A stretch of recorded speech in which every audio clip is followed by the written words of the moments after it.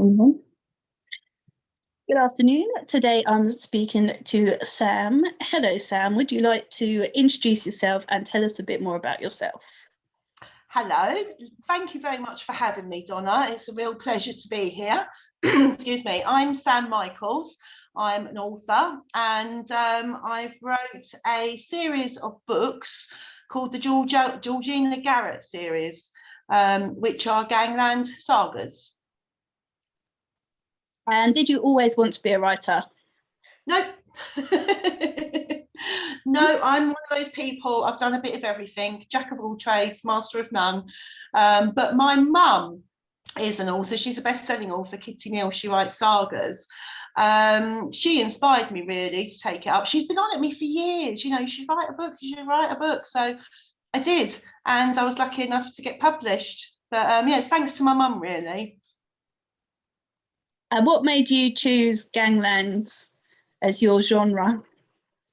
Well, I like quite gritty stuff. I tend to read more non-fiction, real life stuff, especially all those Take a Break magazines, the lifestyle magazines, and they've all got these terrible stories about people and how they've overcome things. So I like that sort of stuff, and I like history. And obviously, I've read all my mum's books, which are sagas. So it's a bit of a mash-up with it all, really, sort of sagas with some grit and gangland in there. And I like strong women, so my protagonist is a very strong woman. Awesome. Were you a big reader as a child? No, not really. I'm guilty of that as well. Do a lot of, to be honest. I mean, I didn't even go to school a lot, if I'm honest. I was terrible. No, I can't say that I was. I used to like magazines as a child, though. In my day, it was called Jackie. That was the magazine, and we all used to love. And you won't know that because you're far too young. No, I think it was Just 17, I think, was the magazine when I was young, if I remember rightly. It was a while ago. I don't think you have a pin-up of Donny Osmond on your wall or anything, no? No, I think it was Jason Donovan was my era. Oh, yeah. Jason was my first music, I think. Those were the days. Although I saw him at a festival and I was at the front, the whole front row was all women, and surprisingly remembered pretty much every word to all his songs. Very weird, but it was amazing, actually, to be honest. Yeah, fun times. And so did you read much more as an adult? Only non-fiction really. I'm not a huge fiction reader at all. I've started to read a little bit more lately because I feel that I should. But don't ask me who my favourite author or anything like that is, because I couldn't tell you. Well, obviously my mum. My mum's my favourite author. Oh, absolutely. And have you made friends with lots of other authors since you became an author? Yes, I have, which has been wonderful through social media. I mean, social media is fabulous, and it's really nice to talk to other authors. And it's quite a lonely job, really. They say sitting in front of your computer all day tapping away. So it's nice to have a little conversation with somebody who understands, and they know what a deadline is, and they know what it's like to get nervous when your book's coming out, and all that sort of stuff. So yeah, social media has been brilliant for that, and there's lots of lovely book clubs on social media as well, where you can get to interact with authors. So that's been fabulous. But not just authors. The great thing about social media is the interaction you can get with your readers as well. And I'm quite new to that, and I'm loving it. It's really nice to see into my readers' lives as much as them seeing me back, Yeah, I think that's great as well for as a reader. People don't understand sometimes why we want to get to know authors, but to us, you are rock stars. We want to know about you as much as we'd want to know about Brad Pitt and people. Maybe. So yeah, I think it's great. I love it. I forgot I was going to ask you now. Should have written down, Donna. I know. I just get distracted and then I forget. Ask me about what books I've written. Okay, what books have you written? Here's one I prepared earlier. We've got Trickster, which is in the first in the series of Georgina Garrett. Rivals. Oh, I should say, Trickster starts off during World War One. She's born on the day World War One is declared, and Trickster it goes through her life, her childhood, and I think it sort of explains why she's like she is, you know, how is she this ruthless woman, but it also shows her interactions with her family and her bonds with the people that she loves. So Trickster is the making of Georgina Garrett, and then Rivals, which is Georgina going on to sort of become the queen of the criminal underworld. And as it says in the title, she's got rivals that she has to crush before they crush her. And that one's set just before World War II. And then Vixen, I don't know if you can see the little aeroplanes on there, and the barrage balloon is set during World War II. So not only do we have the normal turbulent lifestyle of Georgina going on all around, but there's also bombs falling out the sky. And then Siren, which is the fourth book, is coming out in April, and I'm just currently writing the fifth one. Did you plan on writing a series when you wrote the first one? I didn't plan on writing 5, I've got to be honest. It was only ever going to be 3, but Aria, who are my publishers, offered me a 5-book contract. So it ended up turning into 5. And it's been really nice, actually, because I've gone through this massive journey with Georgina, you know, and there's still things happening to her. So it's been fabulous from birth right up till she's a mother now and everything else, you know. And would you get on with her if you were in a character in the books? Would you get on with her? That's a really good question. Oh my God, I don't know. I don't know. She's probably not, actually. Although I like her, I admire her strength. She's quite guarded and she holds back quite a bit, you know. She'd probably find me too mouthy. I'd probably get on her nerves. I don't think she'd like me very much, if I'm honest. And do you have any characters in your books that you could give a spin-off to? Actually, yeah, Georgina's children. She's got a boy and a girl, so that they would be the natural progression if Georgina's story was to continue, to have her children taken over. But there are some nasty characters as well that could have spin-offs if they're still alive. And have you thought about writing in any other genres, or what you're going to do after the 5 books? Well, a little while ago, before I started writing these, I did write in another genre, but I'm not going to tell you what the name of the book was because it was horrendous. It was absolutely awful. But I wrote like a horror type ghost story thing. But it was so bad. It's not one I'm proud of. So I don't think I'll go down that route again. I've got another story in my head that I'm desperate to get out, and it is the similar sort of style. It's saga, it's set during the war, but it's got the gangland element in it as well. So it's a new sort of genre, really, gangland saga. Yeah, have you heard of Owen Mullin? Yes, I've had a chat with him once. Yeah, he's cool. Yeah, I've read his book. It was amazing. So yeah, perhaps it's the newer Virgin thing that's going to push crime fiction out the way. I think there's room in the market for every sort of genre. Yeah, there is these days. During these crazy times, you know, people have got a lot more time on their hands, haven't they? And I know at first, I think a lot of people lost their reading mojo, same as a lot of authors lost their writing mojo, you know. But I think as the lockdowns have gone on, people are picking up books again now and starting to enjoy them and filling their time with reading, you know.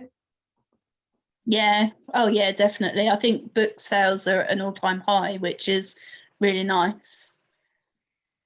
I hope mine are. They're only 99p at the moment to download, so I'm hoping they're going to be good sellers. Well, I know what I'm doing when I finish this, so that's good. What's the most interesting thing you found out researching your books? Oh my God, I couldn't say one thing because the whole lot has been fascinating because of the World War II and the World War One. You know, some of the stuff has been upsetting and shocking. And you think, God, how did these people get through it? Our grandparents, you know, what they went through was hats off to them. And then I found out some really interesting stuff about Holloway Prison back in the day. Even to do with children being in there, German Jewish refugees. You know, there was a lot of fear around at the time, and anyone who had German associated to them, people were frightened.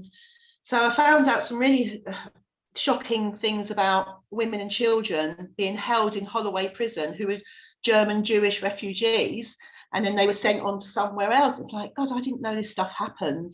So there's lots of information that has been a real eye-opener and really made me appreciate my grandparents, what they went through. Yeah, I can imagine. I found out some horrific things about like Balham Tube Station in London. You know, a bomb went off in the high street and it burst a water main and it flooded Balham Underground Station, where hundreds and hundreds of people were sheltering. And unfortunately, a lot of people were killed. And there's so many stories like that, you know, really, really sad. But there's a lot of good stuff as well that you find out because of the community spirit and the, you know, make do and mend and everything else as well.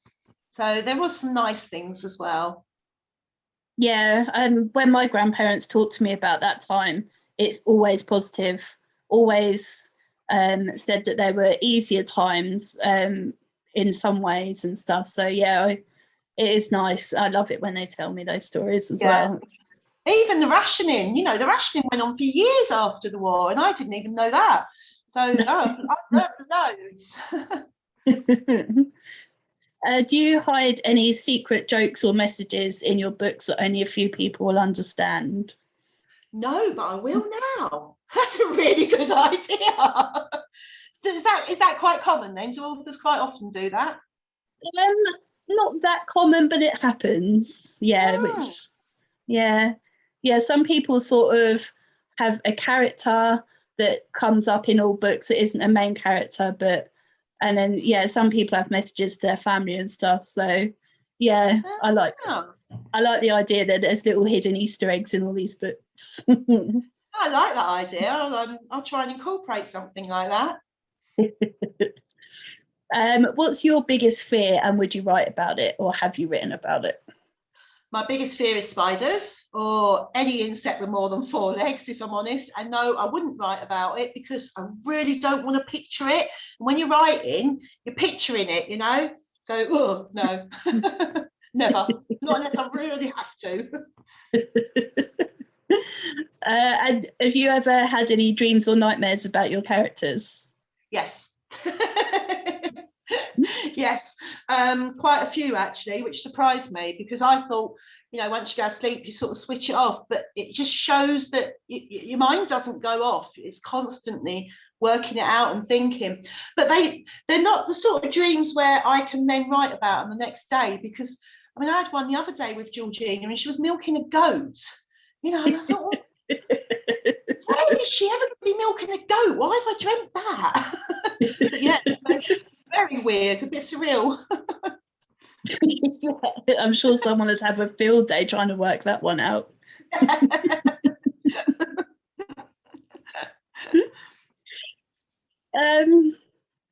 Again, gone.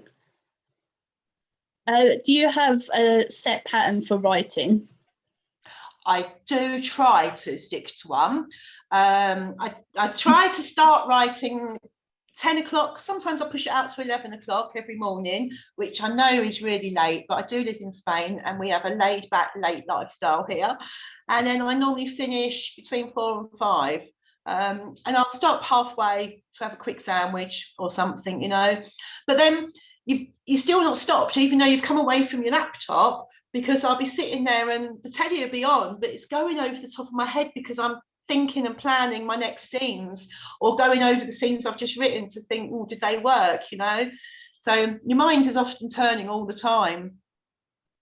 But yeah, I find that discipline is, you really need that. You really need to discipline yourself to do it, because it's too easy just to do nothing all day, you know, go and potter around in the garden and what have you, you know. So that discipline, that's my set times, it helps. And you're a plotter or a pantser? Am I sorry? Plotter or a pantser? A plotter or a Pantser. Do you plot your books or do you just wing it? Oh, I wing it. Totally. I haven't got a clue what I'm going to write. What I do is every night, excuse me, when I'm laying in bed, I think about what I'm going to write the next day. So it's almost like, you know, when you're in between that awake and asleep state, that sort of dozy thing, and I'm picturing it in my head, the scenes. So the next day I can get up and they just flow out. Otherwise, if I don't do that, I'm sitting looking at my screen thinking, what do I write? So yeah, totally wing it all the way through. I couldn't tell you what's going to happen from one scene to the next. And what's your favourite thing about writing, and what do you dislike most? My favourite thing about writing, do you know what? It's nothing fancy, like, oh, I have a story inside me and I want to get it out on the paper and all that lot. It's nothing like that. It's really nice to get feedback from readers when they've enjoyed your book, especially when they really emotionally connect with the characters. So that is lovely. That's really good. What do I dislike about it? The editing. You know, like you send it off to your editor and you think, oh, this is brilliant. And then they send it back saying, can you change this? Can you change that? And you think, oh no, I've written it. I don't want to change it. So yeah, the editing is the worst bit. How do you choose your character names, and if you've written anyone you know into your books? Right, character names, often they're just pop into my head, but not always. Like, one of my characters throughout the series is called Johnny Diamond, which I just think is a brilliant gangster name. And I actually got his name from a newsreader off the telly. And some of the smaller characters who come and go, you know, that aren't throughout the whole books, you'll be stuck for a name. So I'll go on Facebook and I'll see whoever's commented there.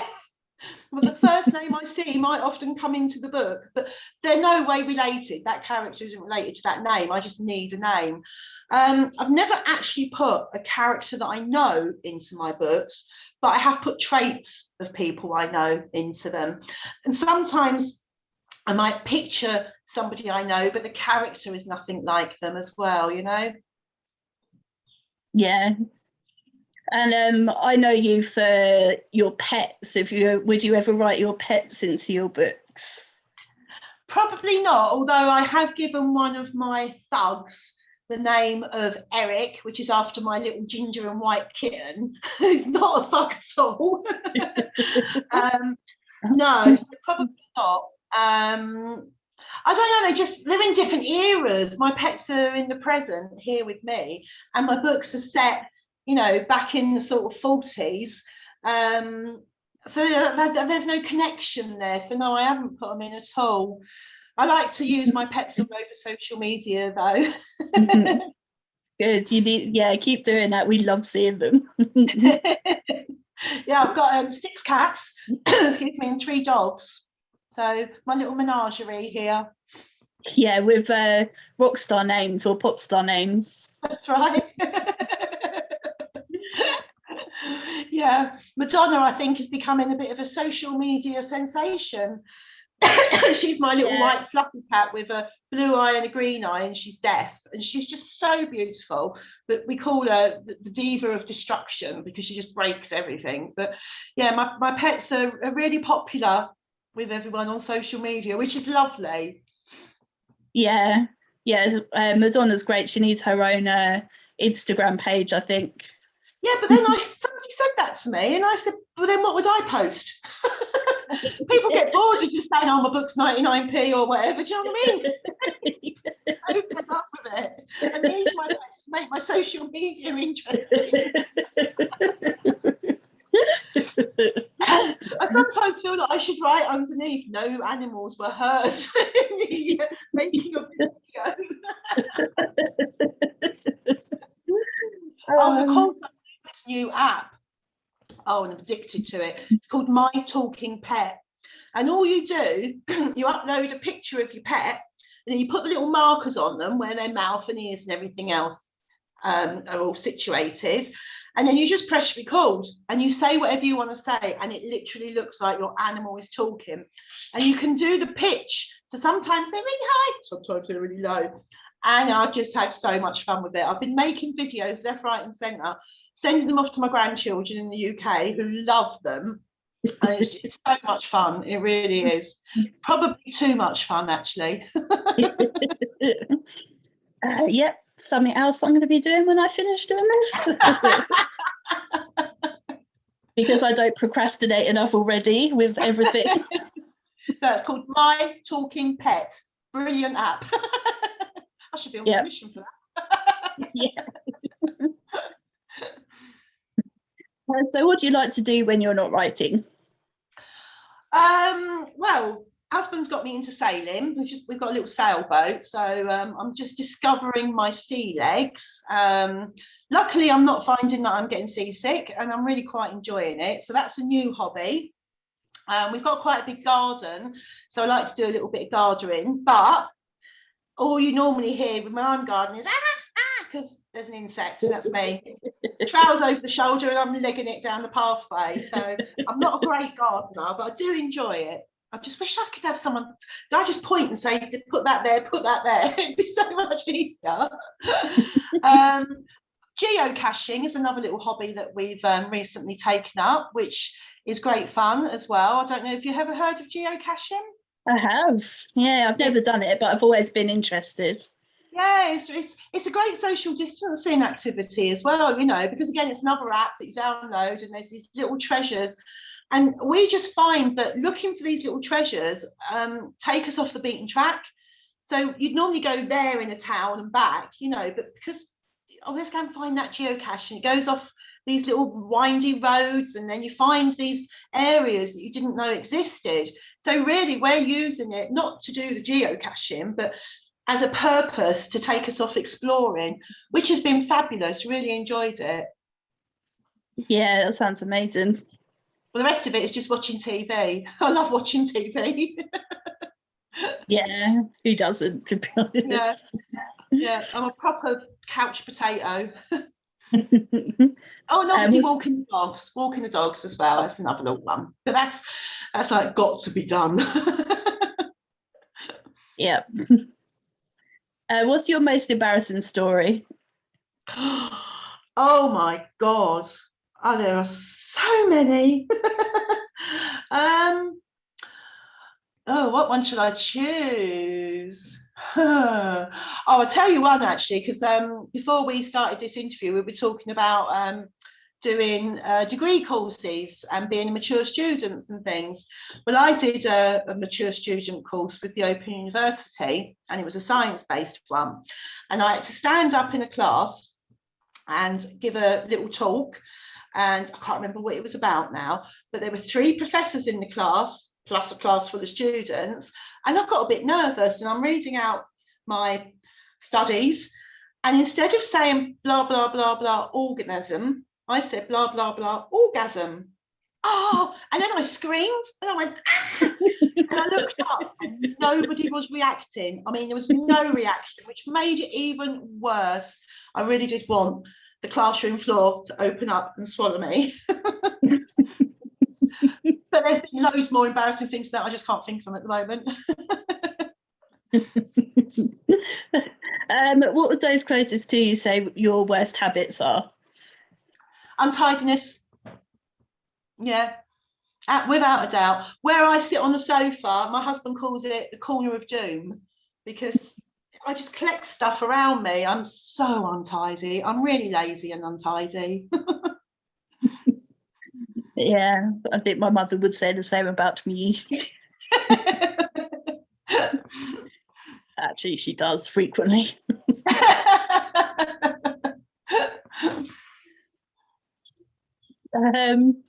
If you were to invite 4 famous people to a dinner party, who would you invite? Dead or alive? Not the To you, band, I your mean dinner dead or party. alive. You can have the band Dead or Alive if you like. I mean, it's your dinner party.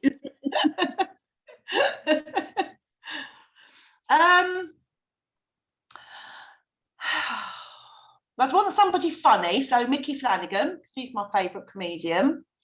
I'd want someone interesting who could teach me stuff, so probably Einstein, although they'd probably be a bit over the top of my head. How many have I got? 4, so you got another 2. Oh, another 2. Someone who could cook the dinner.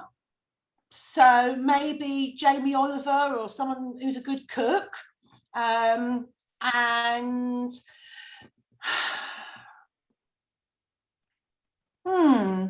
maybe somebody I'm in real awe of who's dead. Who would that be? I can't think. Can I just have a cozy dinner party and have the 3? You can if you wish. I can't think of a 4th one. Oh, usually I can think of like 10 off the top of my head. Like, someone asked me once and I was like, I don't know. So now I like in my head every time I think, who would I have? Yeah, your mind goes like definitely Mickey Flanagan, definitely. Sarah Milligan, probably have all comedians actually. Lee Evans, Billy Connolly. Billy Connolly. Yeah, but back in his heyday, yeah, not now necessarily. And what about a nice singer as well, someone to entertain us all? Mind you, you'll be laughing so much at the jokes, wouldn't have time to be having the boogie boogie. See, look, you've got loads now. You can think of way more than 4. Yeah, I need a party. Yeah, sod to dinner. Let's just have a party. I like it. What superhero power would you have if you could have one?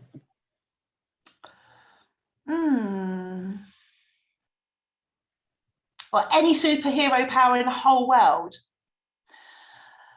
I remember, I don't know if he still does it nowadays, but I remember when I was a kid, Superman and Lois Lane, and Superman was played by Christopher Reeve, and it was one of the old original films. Well, not the original, because there's one before that, but and I think Lois Lane died. She was in a car and there was an earthquake and her car fell into the earthquake crack, and I think she got suffocated with all the dirt. Well, he was so upset and so angry. Superman spun round and round and round and round the earth so fast and so many times that time went backwards. So he was able to stop that from happening. So I think if I had a superpower, I would turn time backwards so I could stop the bad things. Nice. And if you were deserted on a desert island, what 3 things would you want with you? My husband, because he'd get rid of all the spiders for me. A bug catcher to get rid of all the spiders. No. My husband, because he's quite hands-on, can turn his hands to most things, so he'd be really useful for making me a nice shelter and what have you. And he'd probably know, I don't know, but he'd probably know how he could purify water and things like that. So that'd be quite handy. It's definitely my husband. Probably my mascara and lipstick, they count as one. Makeup, that's what you need to say. And it's not a vanity thing, it's just the lipstick. It keeps my lips moist and stops them all drying and cracking in the sun. And the mascara is because if I don't put mascara on, it looks like I'm asleep. So that's makeup, husband. And it's no good taking a Kindle or anything like that, is it? Because you wouldn't have a battery. So you couldn't even take like your phones or anything like that. It wouldn't last 2 minutes. It's got to be a comfort thing then, isn't it, really? I don't know. Good pair of slippers. I don't know.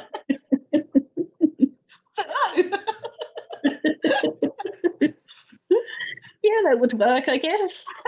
And if it's really hot, and then you wouldn't want to wear them because it'd just be hot. Who is your first celebrity crush? Oh God, George Michael. Oh, probably before that though, Gary Glitter. He used to sing this song and he used to look right down the lens and he used to sing, I love you, love. And I used to think he was singing It's Me. I really did. So probably Gary Glitter. And then as I got a bit older, it was definitely George Michael. But I don't think there's a girl my age that didn't have a crush on George Michael. No. Yeah, he was very tasty in his day. Oh, beautiful, wasn't he? Absolutely beautiful. Yeah, all the good ones. And Lewis Collins out of The Professionals, Bodie. He even called my dog Bodie when I was little.